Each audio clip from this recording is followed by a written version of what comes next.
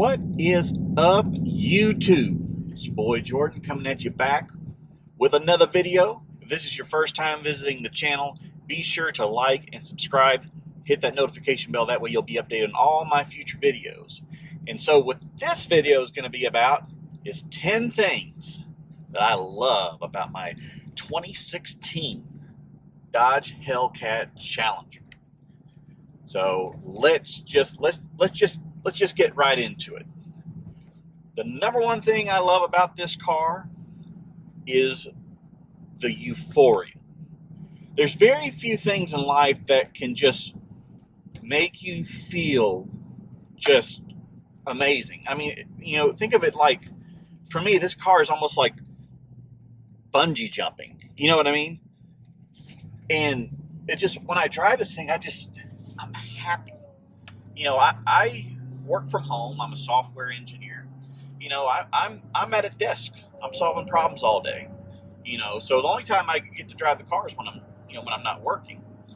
And so when I get in this thing, it's like the feeling I had when I had my Honda Goldwing, which I gave up as part of the deal to get this car. But I feel relaxed and refreshed when I drive this car.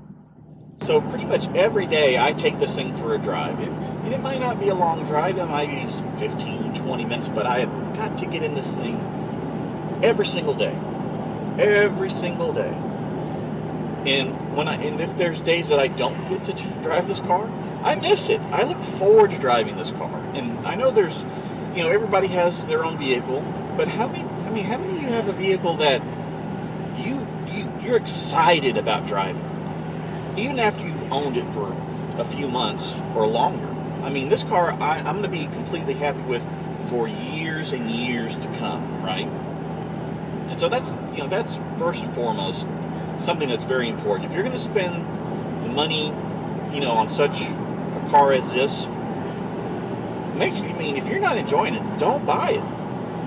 You know what I mean? Don't waste your time. Don't waste your money, you know, and things like that. And so the second thing I like about this car is, well, as you would imagine, it's the power. And the thing about the power in this car is that it is ferocious and it's instant. I mean, like that. I mean, the moment you put the pedal to the floor, this thing just sings. And I love it. Because, you know how it is, like, you know, if you say, like, you're driving in the city, right?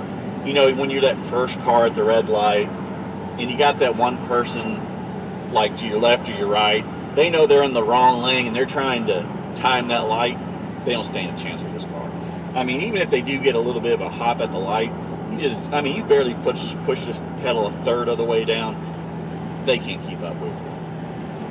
But the thing is, when you put it all the way to the floor, it throws you in your seat, and it's part of that whole euphoria. I mean, think about it. Here we go. I'm not going to tell you how fast we're going, but it involves 3 numbers. So the goal is to just not get caught. Number 3, the looks. Dodge has always been amazing at the design and the shape they give their vehicles. And they've done a great job with the Challenger, you know, maintaining some of the lines, the curves of this car that was so prominent back when this car first came out decades ago, right? And I think that's important. I mean, because what would it be like if this car was called a Challenger, but it didn't resemble the very thing that it was carved from? And that's one thing, I mean, Dodge, the nostalgia and everything, Dodge has just done such a great job. I have always loved Dodge. I mean, just, the vehicle is beautiful. And like I told you, like in previous videos, I mean, like when I go places, I mean, I've had people hanging out of windows of moving cars just to give this car a look and a reaction. And you know, how many cars can you get that? How many cars could you get such a reaction that only costs $70,000 new? I mean, I'm getting looks like exotic cars get, you know, and this thing doesn't even cost nowhere near as much. But like my car with this red, with the black hood, the black wheels, I mean, it's just beautiful. Just beautiful. So moving on to number 4, the sound of this car. Now, note, right now, my car had the mid-muffler deleted. But even before that, the sound was great. I mean, the cold starts are nice and loud. When you get on it, you can just hear it. And now that I did the mid-muffler delete, it just screams even more. And one of the things I love to do, which if you want to really get the crackles and the pops, you gotta use the manual paddle shifters. Because there's a bridge I like to go under in Waco, and actually I'm going to try to find one up here in a second, just to give you an idea that if you downshift at just the right time, at just the right RPM curve, I mean, just pop, just crackles, and it just sounds amazing. I mean, again, I'm going to get on it and listen to this car. I mean, it just encompasses you, you know, and just I love it. I love it, love it, love it. And the bridge I'm talking about is a little further away, so we may not be able to get the bridge shot. But I'll probably try to find me a little snippet that I can just put into this video just to give you an idea of what that crackle and that pop sounds. So number 5, the customization. And what I mean by the customization is that if you go into the SRT pages on this, you can customize just so many things about this car. You can adjust the power level, the way you want the transmission, the modes, the various modes, if you want the paddle shifters on, the different stages of traction control, and then suspension. Like me, like my custom mode, like right now, of course I'm doing the 700 horsepower. I have the transmission and track mode, so my RPMs are going to be actually higher by default. Of course, paddle shifters are on. Now, I don't do traction control and track, because if I'm not mistaken, that actually turns off, I believe, one stage of the traction control system. So I always keep it in sport. Now, if I'm going to be doing launches, a lot of times I'll actually maybe put it into street mode, because if you're trying to launch this thing with launch control, you need the car to sit back, and in order for it to sit back, it's got to be soft. Okay, if not, you're just going to be spinning for days, right? But you know, I mean, this thing's got the Uconnect system. I mean, there's a lot of things you can change. You can move gauges around. I mean, you can really customize how this thing, you know, is to operate. Now, my car is not like loaded to the gills. Like I don't have adaptive cruise control or things like that. I don't have the sunroof. So my spec on this car is a little less. But think about if you had it. I mean, just all the small things. So moving on to number 6, the SRT Time Pages. One thing that you know, it's like whether you're at the track, remote, you know, some remote street, road, middle of nowhere, you know, if you want to have some fun with this car, there's the timers to know how well this car is performing. And to me, that's just is such an important thing. I mean, let's look here. So we have, so your reaction time. So they measure the reaction time, the 0 to 60, the 0 to 100, your 1/8 mile ET, your 1/8 mile speed, and the same thing for the quarter miles, and then your braking distance.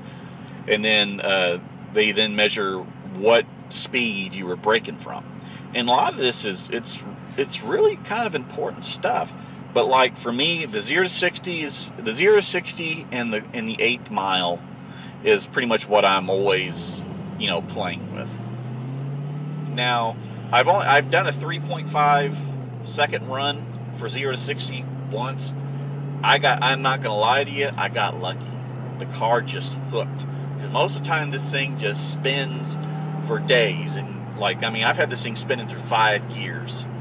I mean, just flat out, just beast mode in this thing. But it's nice to have that kind of data. So if you are kind of like, you know, we'll say practicing or whatever it is, it's good to have that, and knowing that you don't have to go buy some plug-and-play system to do it as well. I mean, super just convenient, right?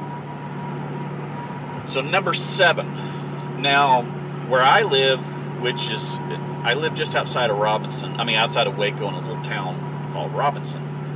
So when I go into Waco or I'm driving around Robinson, the odds of me actually encountering a Hellcat in general, it doesn't matter if it's the Challenger, the Charger, it just doesn't matter. The odds of me running into it, slim to none. I think I've seen 3 since I bought this car. That's it, 3. So for me, this car is a rare find. So we're at, now, okay, so we're at that bridge I told you about. Let's see if I can, see if we can get this thing to crackle.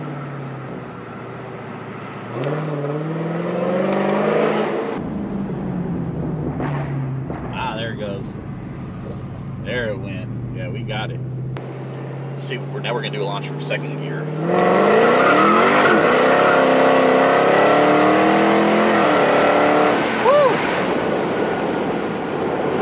Dang, it just makes you want to dance. So amazing. So amazing. Did my times update? Doesn't look like my times updated. So yeah, this thing being super rare is kind of cool because, you know, when you go to if you go to like to the car meetups and things, it's kind of nice to be one of the onlys, you know, there with this particular type of car. So number 8, I love that this car is comfortable. Like if you want to go somewhere, because you can daily drive this thing without a problem, and you won't have any issues. I mean, frankly, if you're put in eco mode, you're going to get good gas mileage. So this thing can definitely be daily driven. But like on the highway, if I have it like in street modes, cruise control, I can drive this thing all day. I could drive this thing to Tucson in a day and not be worn out. Because like for me, it's like my lower back's always been kind of the problem. But this car, I've never hurt at all. I mean, the seats are comfortable. You know, mine's adjustable, like where you can raise the bolsters and everything, or the lumbar support, which is really, really nice. So they've done a great job at making a car that you're not forced to feel like the road the whole time, because that's not all that fun.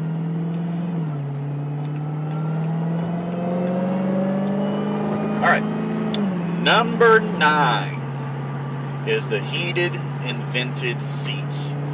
Now, here in Texas, where I live, the winters, it's kind of weird. Most of the time, the winters have been short. You know, I mean, I've worn shorts on Christmas Day like 3 times here in the last, we'll say within the past, you know, several years. And what is this dummy doing? It's a ramp, you dummy. Idiot. But anyhow,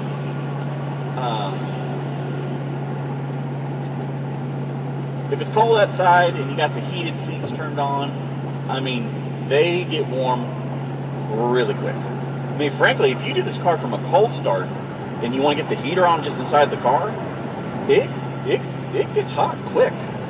And I love that.